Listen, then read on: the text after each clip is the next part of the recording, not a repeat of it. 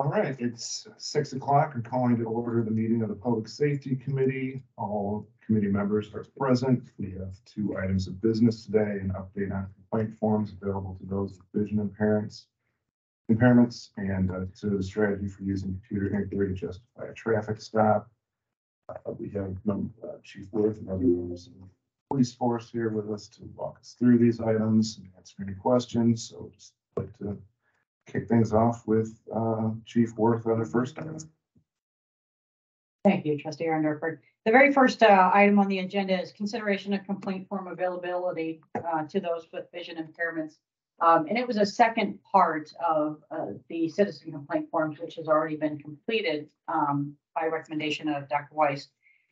In this particular case, to comply with the vision impairment requirement or recommendation, we had the complaint forms transcribed into Braille, and Able at the Milwaukee Public Library, at the Central Library, was able to do that for us for a very nominal cost. We currently have 10 full packets of citizen complaint forms, the majority of which will be available at the police department, but we'll also have a complaint form available here at Village Hall and also at the library. Happy to answer any questions that you might have. Trustees, any questions? No, I think this is fantastic. What's the lifespan on this? Perforated paper. I'm just curious. Oh, I don't know. That would be the only concern, just to be aware. I'm guessing, it's tactile. I have no background in this, but I would just want to know, if it's something that's used or if there's deterioration, just something to be aware of to make sure that it's. Sure. The good thing is that the library has this file already on file, so that in the event that we would need additional copies, they could just recreate the With the dots, with the Braille? They have it, yes, they have the file. Oh, okay. Yep. So it'd be really easy to obtain more. Okay. If the paper degraded. Happy to make a motion. I move to approve the implementation of Braille complaint forms and move to village board for consideration. Second. All right, we have a motion and a second. Any discussion? Any questions or comments from community? All right, we'll take a vote then. All in favor, say aye. Aye. Aye. All opposed? Yeah, so thank you. Thank you.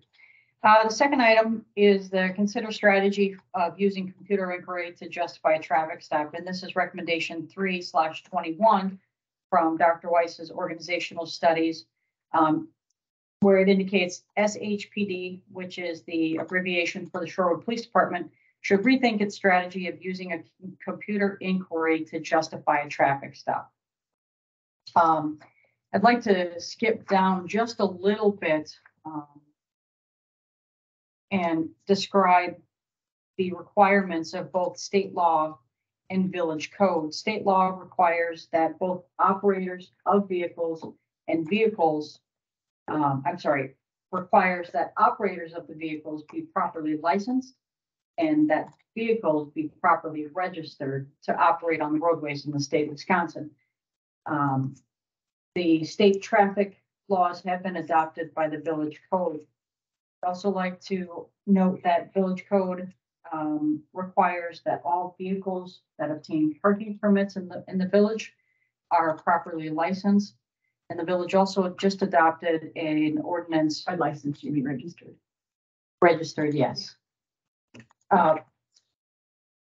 Licensed for driver's license, registration for license plate. Okay. Yeah, I know it can get a little confusing. So, and we sometimes talk in hot talk. So forgive me if you have any questions. And also the village just adopted the ordinance to allow for the towing of unregistered vehicles for parking violation.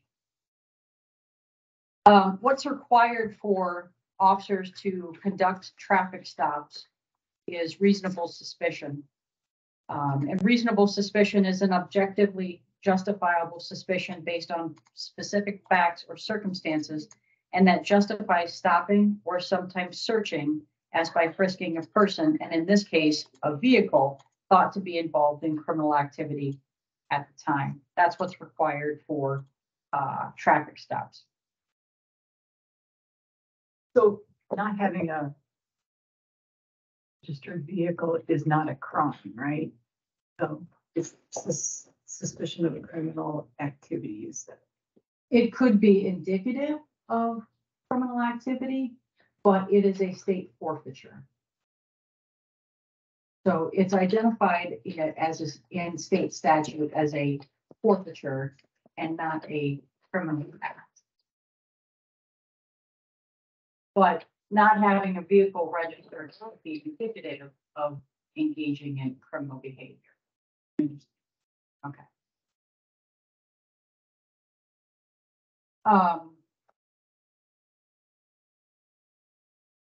I'd also like to reference a number of state and federal court cases which have been delineated specifically on your memorandum. As I indicated, state and federal courts have previously considered whether the Fourth Amendment prohibits checks of vehicle registration and driver's licenses without suspicion, and have uniformly and consistently upheld random warrantless checks. In this case, using computer inquiries to determine the vehicle registration status. In making those determinations in state and federal court, they've held that there is no reasonable expectation of privacy on a license plate affixed to a vehicle as required by state law. Now, Weiss also made several recommendations that we could do or employ to address concerns about different treatment of drivers by race. And I'd like to go through a couple of them. And the first one on page 1 here is the SHPD should have a well-defined traffic law enforcement strategy based on crash prevention that addresses resident complaints. And in this particular case, we have a policy 500, which defines our traffic enforcement. And the goal of traffic law enforcement is to reduce traffic crashes and improve the safety and quality of life for the community through traffic law compliance. Enforcement actions are commensurate with applicable laws and take into account the degree and severity of the violation committed. Specifically outlined in our policy, it says factors such as the violator's socioeconomic status, political office or affiliation, race, sex, age, or any racial bias-based profiling element are inappropriate factors to consider when making violation enforcement decisions. We do not establish ticket quotas, which is against state law, and the number of arrest or citations by any officer is not used as criterion for evaluating their performance. When officers conduct traffic stops, they have discretion to issue verbal, written warnings or to cite. Many of those violations for registration violations, vehicle registration violations, driver's license violations, and equipment violations such as broken headlight, broken tail lamp, insurance requirements by the state are all correctable and releasable within 10 days. And that is delineated on the citation. If somebody receives a citation, it spells out that they can correct that and have the ticket voided within 10 days of the violation. These are all 3 of those. For registration, vehicle registration, driver's license, and insurance. equipment in general. Oh. And insurance is one of those equipment Oh, I see. violations. So equipment, could it be anything from having a malfunctioning horn to busted taillight, busted headlamp, not having insurance, cracked windshield, things like that. Our practice in the police department, even though the citation says 10 days, our practice is to give them up until the actual court date. That's our practice. Generally, how long is that? A month-ish. Could be up to 6 weeks. Do you have any data on compliance with that? How many people take advantage of that? Is it? I don't know. We can't track it because a citation gets issued as a regular citation. They just get another form from us directly saying, hey, if you fix this, just bring it in. We'll take a look to be sure it's fixed and then we void the citation. So if they don't do anything, citation stands. We wouldn't know. And another point that I'd like to make is that the citation to be correctable and signed off. If you receive the citation in Shorewood, you don't have to return to Shorewood for a law enforcement officer to notice that that violation has been corrected. Any law enforcement agency can sign off on that. So if there's an inconvenience to return to Shorewood, you don't have to. So would that then go into our database where that citation was initially? It would. So it's someone from Bayview. They have to mail it back to us. Oh, Because an officer signs off on the. oh, I see, but okay, but it still literally comes back to Shorewood. Okay. Correct, right. So, another recommendation from Weiss is the traffic stop data collection form. So for every traffic stop violation, a traffic stop data collection form is completed. And have a copy of one so you can see exactly what gets captured. And I need this back, but if you want to just take a look at it, what gets captured on the traffic stop data form. And that is trackable in our records. Is this the form that was included in the Weiss report? Yes. Okay. Was it modified at all? Or did you pretty much go straight from what was in? I don't know. As far as we were working. Got it. I have not modified it at all. Since That I've was been just. here. Yeah, And is this what the officer would fill out at the time of the incident? yes. Okay. And that's in addition to any log or report that gets completed for the traffic stop itself. So optional race information. So there's race, ethnicity, and then there's optional. So what are your categories under race? Is it Hispanic? Is it? Yeah, it's white, black, Asian, Native American. And then the second subcategory is Hispanic or not Hispanic. Is there like a biracial, not? No, because I mean, that would be asking too much from the officer to make the determination where I'm just looking at somebody. Okay, So they just kind of, I guess, guess. okay, so you don't ask them, this is something the officer will make, well, if they have a driver's license. Right, or based on information that's available to them or self-reported. It has the race, but it won't have Hispanic or not. Okay. I can't recall from my ride along, these don't self-populate, right? The officer has to take all these drop-down menus. Correct. And work their way through the form.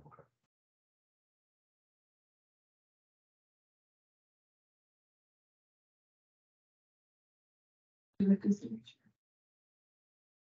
And then in addition to these forms that are completed, for every traffic stop, the officers also hand out a pamphlet, which was also a recommendation by Dr. Weiss, that explains our traffic stop procedures as well as court procedures.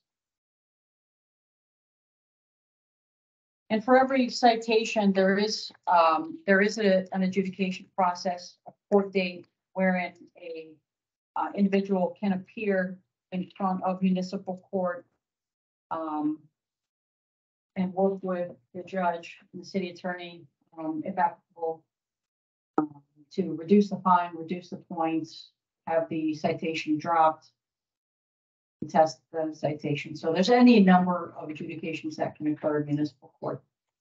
I'm sorry, it's real quick. I mean, one thing on here, obtain a citizen procedure, both sheriffs can be requested either if one picked up at the police department. You have those available at the library. They are available to librarians. Might want to update that.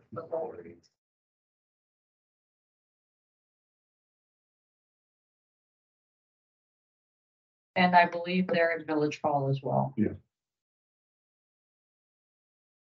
So print one out online. Huh? The complaint forms? Mhm. You can. You I'm sorry? could be another option. Right. So yeah, we'll just update the accessibility probably related to what we've done. last year, senior serves. One of the, next recommendations, of the Y study was the SHPD supervisors should routinely review body camera and in-car video to ensure that stops are conducted in a professional manner. One of the recommendations that has been implemented and continues is that we periodically and randomly review body worn camera and dash camera videos to meet this recommendation. Video is also reviewed through use of force investigations, open records requests, district attorney presentations, internal training opportunities, and any other circumstance that is brought to a supervisor's attention. And all logs are maintained in evidence.com through Axon, which is our carrier of body worn cameras and dash cams. And so who's responsible for reviewing the cams and where is the information? Assuming you find nothing, you can say this officer was checked for this traffic stop on this day and everything was found to be in good order. It's all logged in evidence.com for the review of the body worn cameras. And it's every supervisor's responsibility to check their assigned personnel periodically and randomly. Once or twice a year.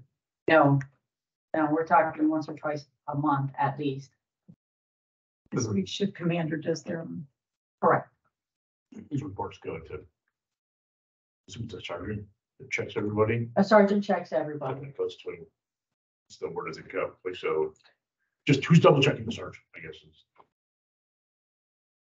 Well, I guess, I mean, at times we are depending on what kind of, video we're talking about, Right. especially if there's something significant like a use of force or something else. But on a regular basis, if they're checking, we only get involved if they find something that we Okay. think we should know about. Do we track, Not good. okay, do you track compliance with usage of body camera per stop? I.e., you know, are people using body cameras on every stop they're required? Is there any way to? So when they make a traffic stop, as soon as they activate the lights, it automatically activates the squad camera and it automatically activates the body camera and any body camera or squad that's within 90 feet of that squad. When it activates, we'll also activate theirs as well. Got it. Okay, thank you.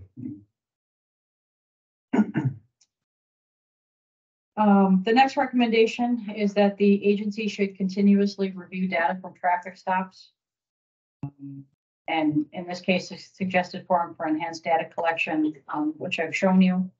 It also should produce a semi-annual report that describes the data. The semi-annual report will be presented to the Public Safety Committee on August 7th, 2013. I'd also like to note that weekly reports are published online. And monthly reports are also published online, accessible, and they're also published on Facebook.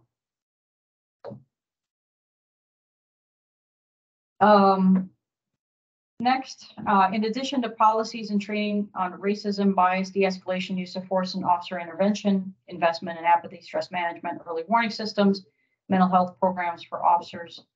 All of our officers, most of our officers have been to fair and impartial policing training, crisis intervention training. We've made an emphasis, and if you'll recall from my chief's updates, we've made an emphasis on sending officers to de-escalation training. We've had 2 officers sent to force science training, which is an institute that specializes in de-escalation, and ICAT, which is integrating communications and tactics. We've also retained psychological services for the officers, which mandates that they attend a yearly check-in. There's also counseling services available to them. With our policies, we do have a policy against bias-based policing, and that's policy 400. You can read it if you'd like. Please do. The policy states that the Shorewood Police Department is committed to providing law enforcement services to the community with due regard to the racial, cultural, or other differences of those served. It is the policy of this department to provide law enforcement services and to enforce the law equally, fairly, objectively, and without discrimination towards any individual or group. Members' responsibilities include that every member of this department shall perform his or her duties in a fair and objective manner and is responsible for promptly reporting any suspected or known instances of bias-based policing to a supervisor. Members should, when reasonable to do so, intervene to prevent any bias-based actions by any member. We also have a policy, policy 300, which is the duty to intercede and report. And that states any officer present and observing another law enforcement officer or member using force that is clearly beyond that which is objectively reasonable under the circumstances shall, when in a position to do so, intercede to prevent the use of unreasonable force, which is also required by Wisconsin state statutes. Any officer who observes another law enforcement officer or a member use force that is potentially beyond that which is objectively reasonable under the circumstances shall report these observations to a supervisor as soon as feasible, also required under Wisconsin state statutes. And lastly, I'd like to emphasize our core values of integrity, which states committing ourselves to elevated standards of trust, responsibility, and honesty while promoting justice in a fair and impartial manner. And pride, which states we pride ourselves on our commitment to maintaining the public trust and respect through a commitment to the highest standards of professional ethics and standards. We are committed to respecting the rights of human dignity of all and the value of all members of the community and the department. And then lastly, or I'm sorry, not lastly, but in addition, empowering state and local leadership, law enforcement leadership, and the criminal justice system to hold accountable police officers who have violated public trust. I've noted that we've improved the complaint process and will make those additional. I'm sorry, there weren't any additional recommendations on that, but we've also implemented an early warning system, which is used quite regularly for both documenting good and instances which our officers may need correction.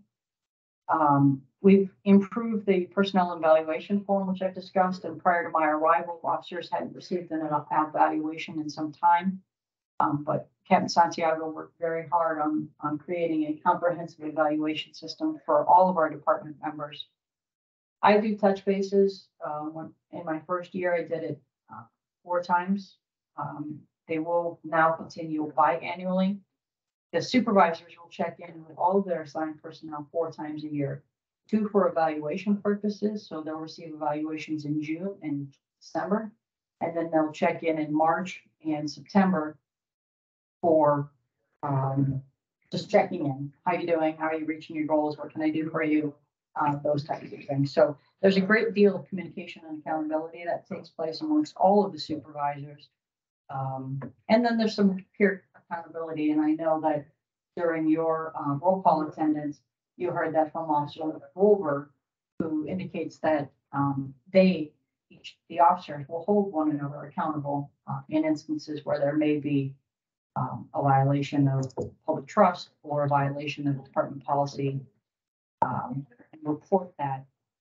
And then I'd also like to note that there have been 0 complaints in 2022 and in 2023 for racial bias or bias-based policing practices, in short. Complaints have you got This year, 0. in 2022? 6, I believe 6 total. And none of them are race-based. None of them are race-based. Sorry, Jim, just wanted to say, in talking with Manager Ewald before, we can go longer than 6:30, until 6:45 for this discussion, so just wanted to advise since it's been about 6:30. Thank you. Thank you. Trustee Stokebrand, if you want to weigh in about your ride along, but some of the reasons that we've documented in the memo to conduct license plate checks is to determine whether or not vehicles are stolen or used or taken in the commission of a violent crime. We all know Milwaukee is historically bad for stolen vehicles. The officer's ability to determine whether or not a vehicle is stolen is to use a computer inquiry to confirm that. As I mentioned, to affirm reasonable suspicion for a traffic stop. And officer safety is a really big factor that I'd like to talk about. It can't be understated that the officer should know whether or not they're approaching a vehicle that's been taken or used in the commission of a crime, and who may be potentially operating that vehicle, whether or not there's any outstanding warrants, especially if they're for violent offenses, weapons violations, those types of things. It's critical that our officers know, in as much as they can, what they're approaching in a traffic stop. And then we use it to help protect the safety and welfare of the village as part of our traffic enforcement strategy for speed, reckless driving, and all of those crashes. Thank you. And then I've noted a number of incidents that stop vehicles for vehicle registration, whether it's expired registration or without registration, where they've recovered illegal narcotics and weapons from those vehicles. And Trustee Circlebrand, I don't know if you want to weigh in about or disclose about your My ride along. Your ride So along. a couple of things that I thought were interesting in the shift. There were 4 traffic stops, I believe, and 3 of them were no license, no driver's license, no registration, and no proof of insurance.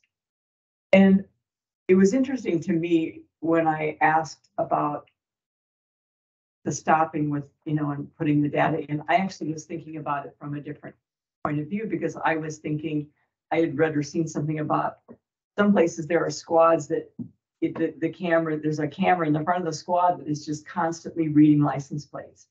And so the officer doesn't make a decision. It's happening with AI. And it will come up on the screen, and it will be up to that officer to decide whether or not to turn the lights on, right? And I didn't know that apparently in Glendale and Whitefish Bay, there are cameras on light poles that are tracking vehicles. And those cameras do what I just described happens on a squad car. So they see license plate ABC XYZ, it goes into the artificial intelligence, and the software says this person has, or this vehicle is associated with the armed robbery, for example.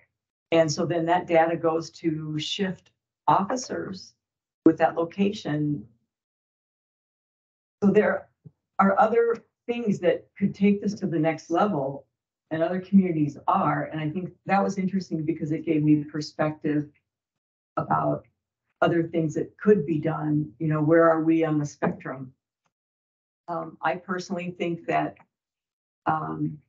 driving a car is a very serious responsibility. And if you don't have a driver's license, you don't have insurance, your vehicle's not registered, that leads me to believe that you're not taking the responsibility very seriously. And as an avid cyclist and pedestrian,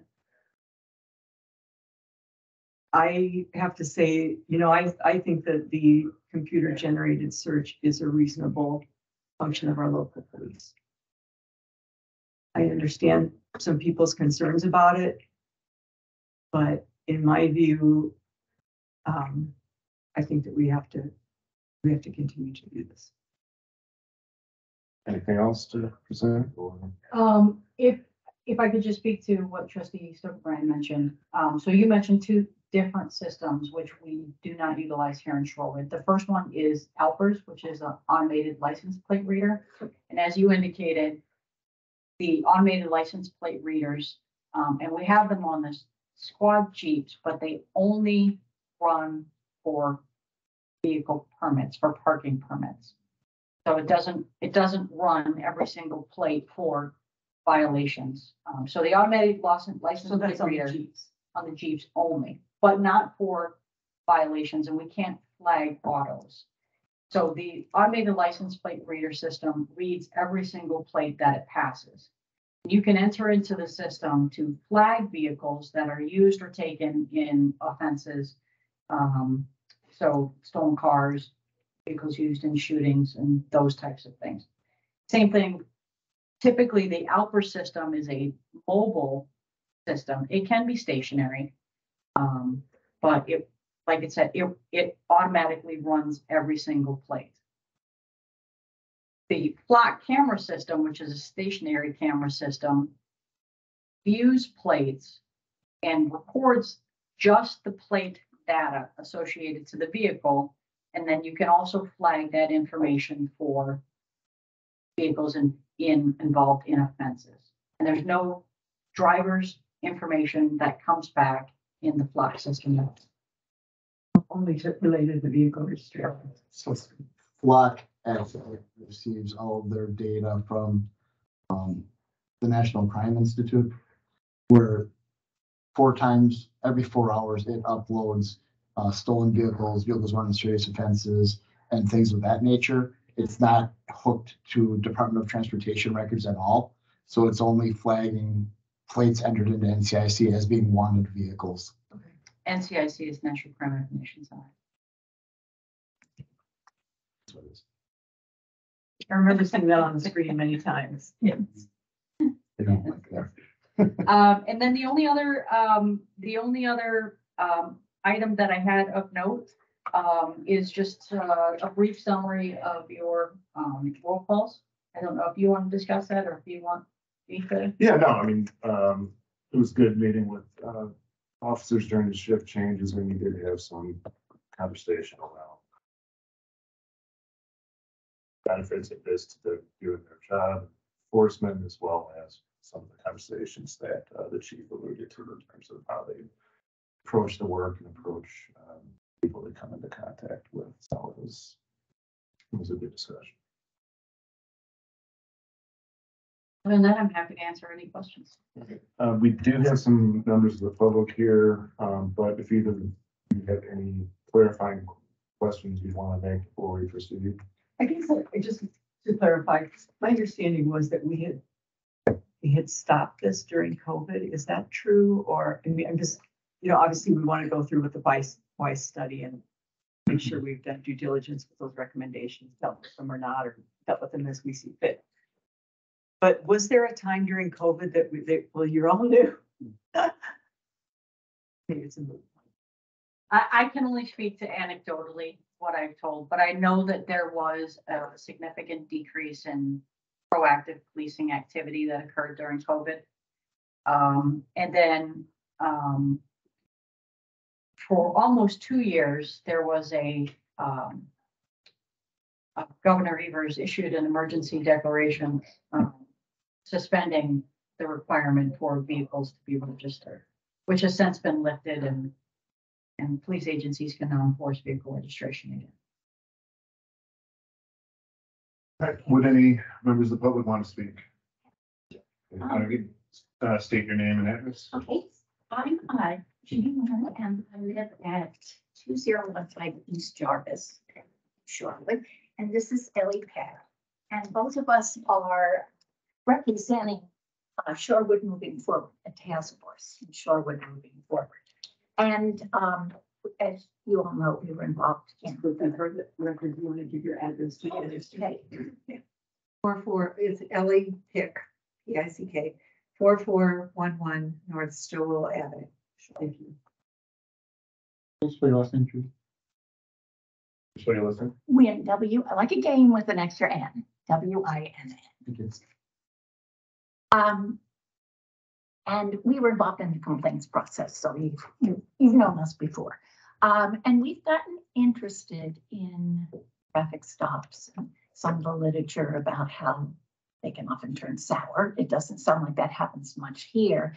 And then we came across work that's being done by the New York University Law School Policing Project.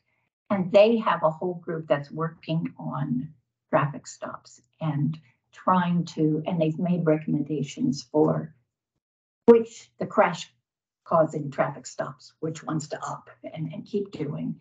And some recommendations about what they call pretextual, where you're sometimes stopping people pretext, and you may find some more limiting them. And we kind of read the work they've done. They've actually worked with states as well as municipalities. Close to us, they've worked with Ingham County, Michigan, Ramsey County, Minnesota, Fayetteville, Arkansas. And so we've been in contact with them, and we asked them if they would be willing to present to the community and hopefully to the trustees about the work and the police, about the work that they've done, the implementation that they've seen in different places and the results they've had. And they agreed to do it. So I'm mainly coming to invite you. It's going to be on the 26th of July, which is a Wednesday. Via Zoom. Yeah, they're gonna come via Zoom. We told them we had no money. So they've come, and I believe the person that's presenting is Kelly McConney Moore, who's their Deputy Director of Legislative Initiatives. But they've been really cooperative and really good. And we want to invite the community widely to just come to this. It will be in the library, in the downstairs community room in the library, and probably at 6:15, but I'm not sure about that. But it is definitely set for Wednesday, the 26th.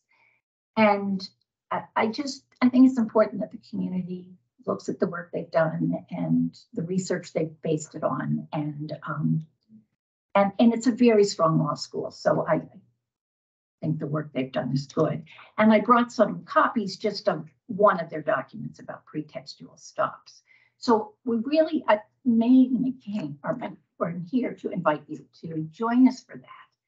And then when I looked at the agenda for today, and talk to some of the people in our group, we'd also like to urge you to maybe table this, the recommendation, the motion that hasn't been made yet, but I assume you are going to make, but to maybe table it until you hear this presentation. We're calling it a forum, till you hear the forum and then vote on it. I know it's a while away, but we'd like to urge you to do that.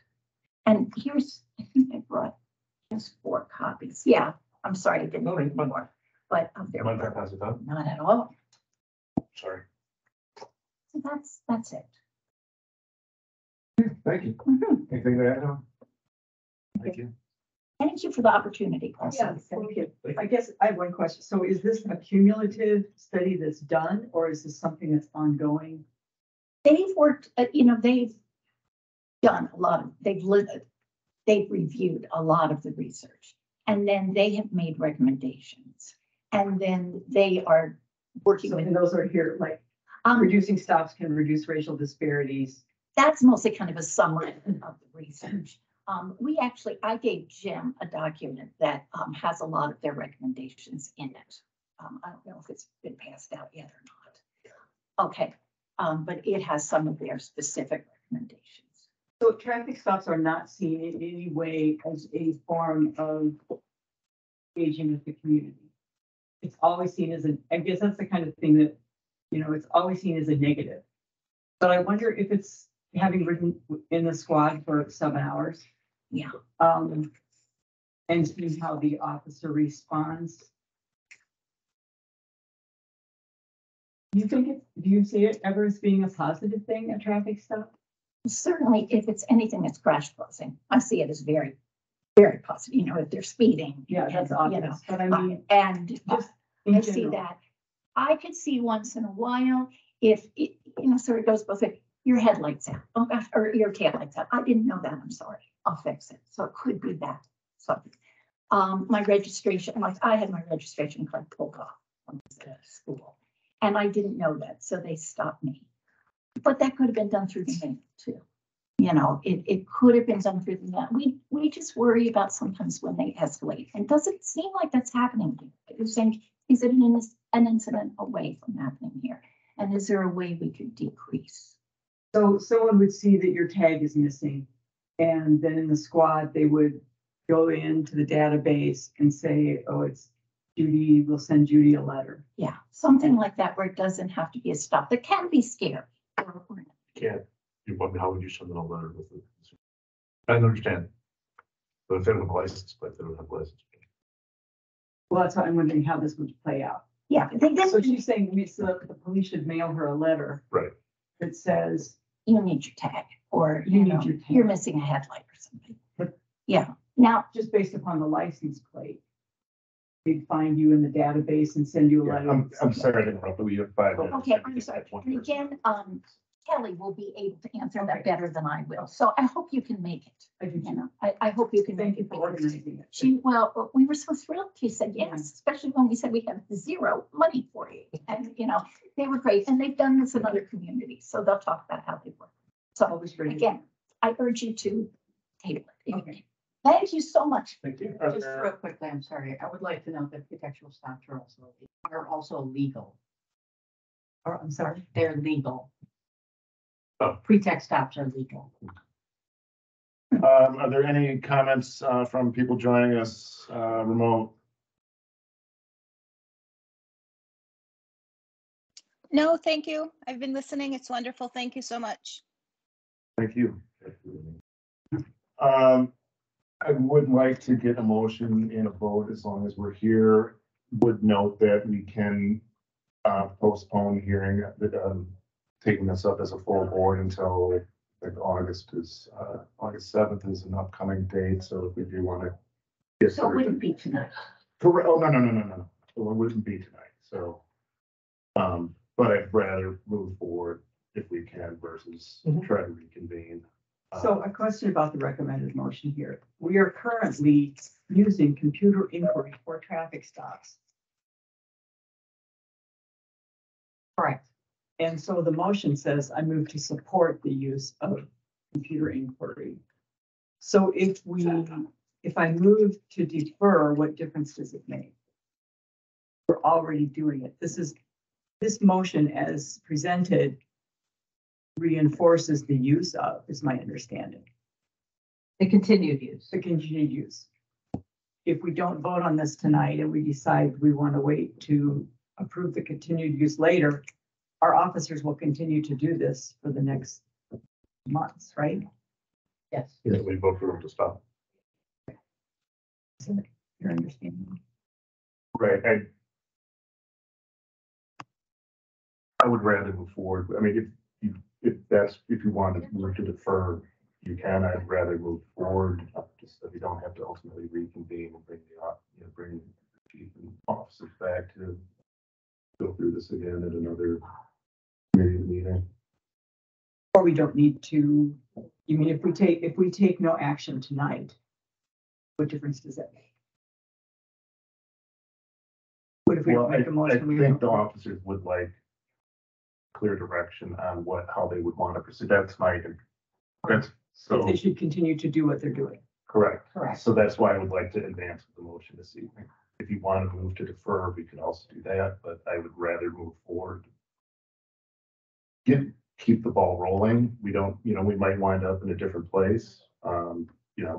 We have time between now and August 7th. But again, they do want direction. We owe them direction, so I'd rather keep proceeding. So I guess with the time we have remaining, is there a motion for the recommendation?